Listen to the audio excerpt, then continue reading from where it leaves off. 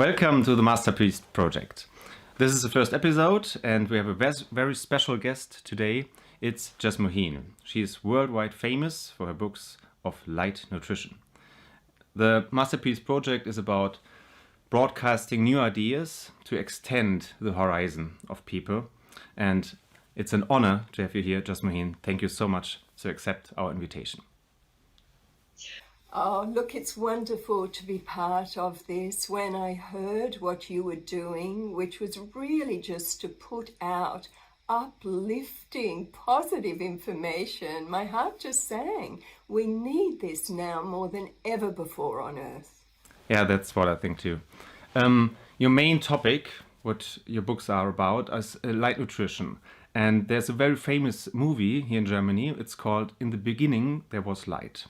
And when I saw the movie, I was overwhelmed about this because I didn't know how many people actually exist out there which believe in that and which can do that actually. Can you tell us something about that? I just have to say thanks to Peter Staubringer. He did such a wonderful job. You know, he found me because he'd noticed his yoga teacher had such a different energy, a big transformation.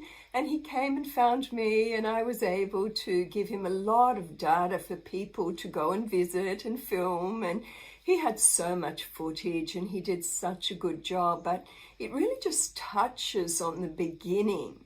So much has changed, you know, from 1993 when I was given this gift without looking for it to what's happening now.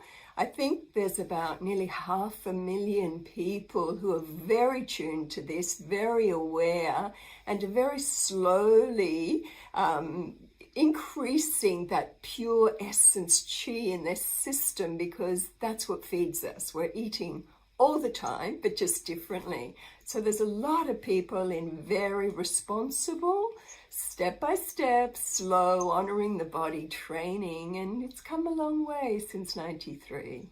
Yeah, that's true. I mean, yeah, so that leads to the question, what was your highest or most beautiful spiritual experience in your life so far?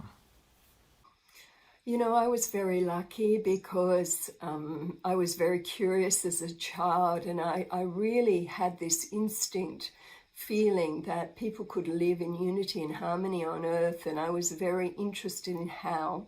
And so by the time I was 16, when I was introduced to meditation with techniques of the ancient Vedas, I had that first experience of just melting into this pure love, and that determined the course of my life. And I've been addicted to this. It's just so delicious, you know.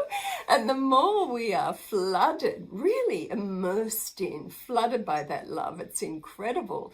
And then, of course, the love stimulates revelation. And one of the most beautiful life-changing experiences I had, because I've had so many, was coming over the Himalayas in an airplane.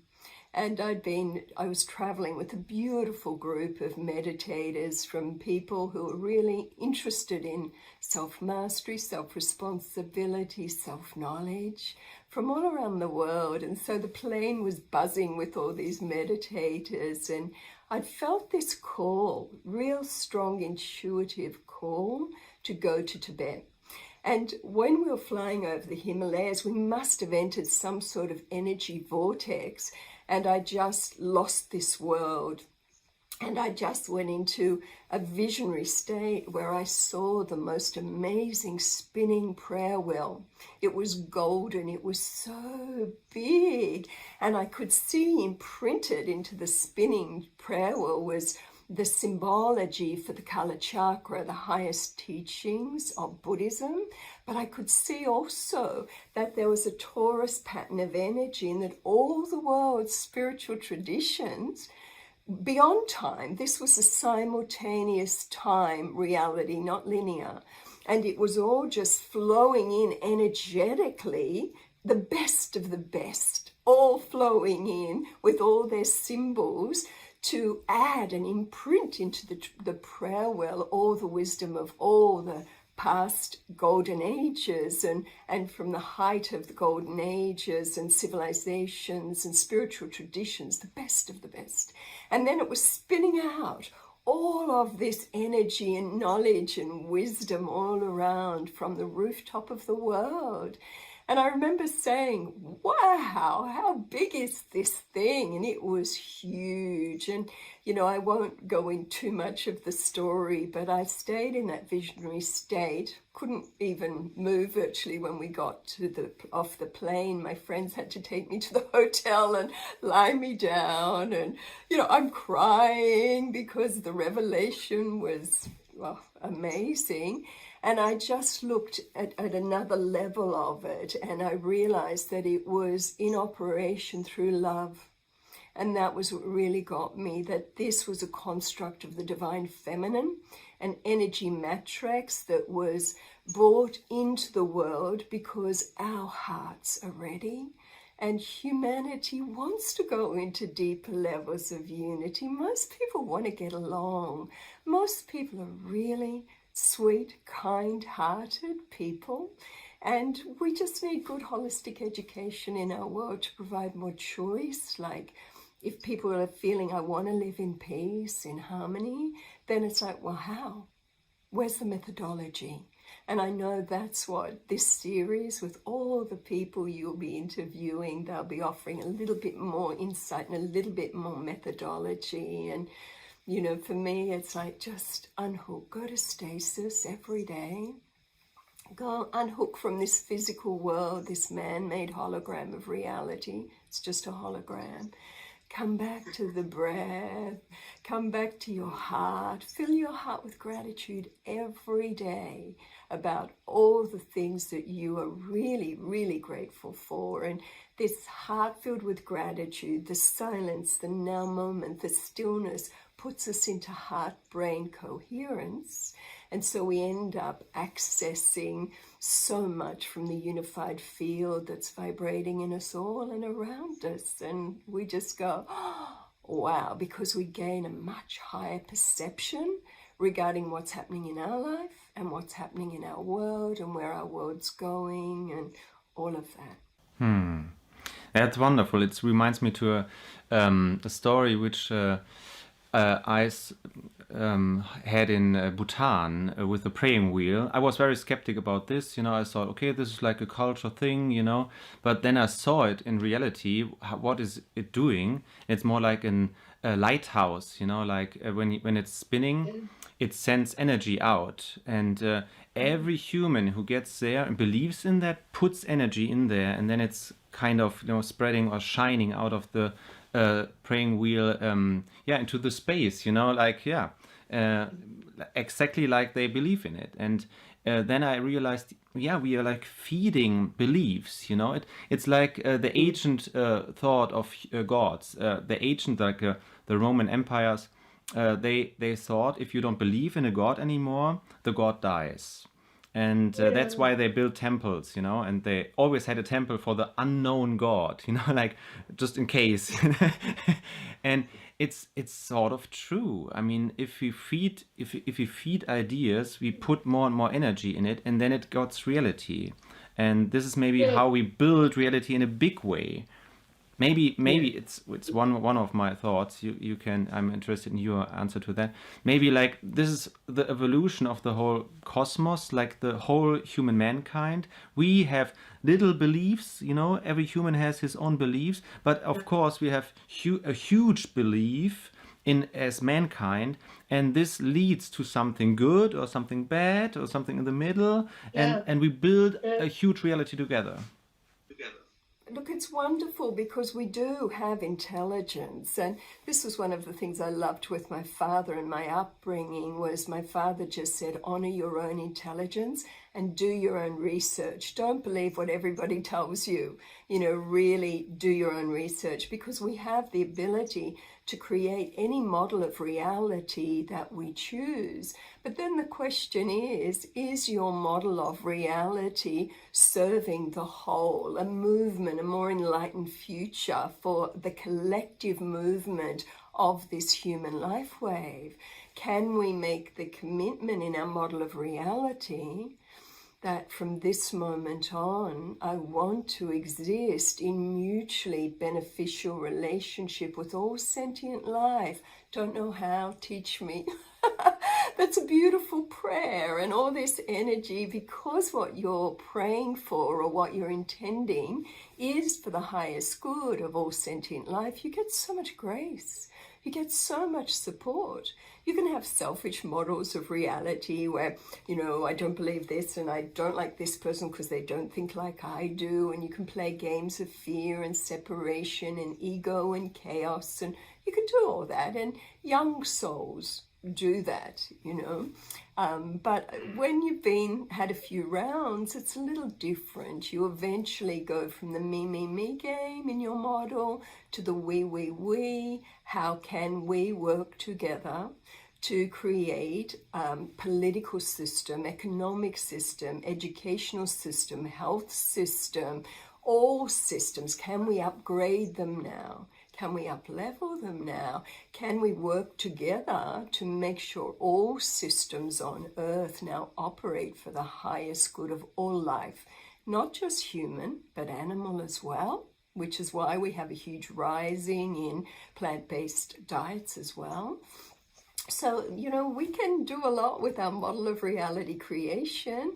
And what I love is there is a collective movement with millions and millions and millions of people who are really interested in supporting the up-leveling of this human life wave so that it operates for the highest good of all, So why not? Why can't we live in harmony, in unity first within ourselves, as Gandhi said, be the change you wish to see in the world. So it begins with us, self-mastery, self-responsibility, and taking the time. This, even with source feeding, I think sometimes people want a magic wand. Ta-da! There's that gift. And I have to say, no, this is you day by day, moment by moment, lifestyle, self-tuning, fine-tunement. Because, the greatest gift we have is time. And how we choose to spend our time determines our frequency, which determines how the quantum field, the unified field, is going to respond to us, which will then determine of which reality, which hologram we end up anchored in. And the fact is, in my model, we have the Shambhala, even inner earth hologram that's vibrating, accessible, what Jesus called the kingdom of heaven, what Buddha called the pure land, what all the ancient wise ones talk about, that is vibrating here now. How do we access it? We tune ourselves into it by matching frequencies with it. So that means sometimes, we struggle, we suffer because we need to gain a virtue. People, when they want the source feeding, they don't realize part of the formula is not just lifestyle, but it's virtue. Because for a start, we need to lock into the zone of kindness and compassion. That's a key of entry to these higher zones or higher realms. If we're not in hearts of compassion or empathy or kindness to ourselves and to others, then we're just not matching that zone. So the joy of the journey of life is we can keep this refinement joyously, playing with energy, until we come to a space where we really do feel like this earth is magnificent. The people I meet are just incredible. I feel so blessed that I live in this body as formlessness on this planet right here, right now. Great. Yeah, it's like what I take from your words is you can imagine maybe the heart or the heart chakra like an antenna which can tune to the vibes of unconditional love. And then it's maybe uplifting you. But with this picture, you might forgot that your thoughts feeding this antenna or building this antenna as well. So it's always like your picture of the energy system, this is what I get so far, is like very holistic, you don't say it's like this or it's like that. You always try to get the whole picture, to extend the reality of the mind to that we can see, wow, oh, I'm so free, I didn't know.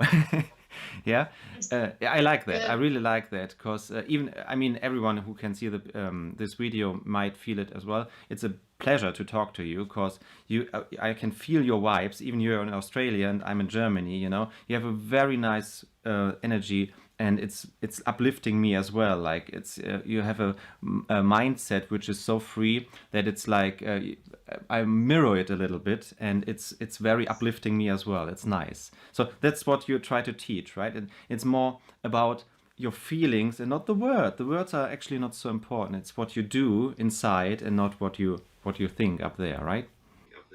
Yeah, it's the being, you know, like what part of you is being? Is your ego self being and doing? Or is it another part of you, what you might call your essence, nature? And to when that dominates the human system, you're free.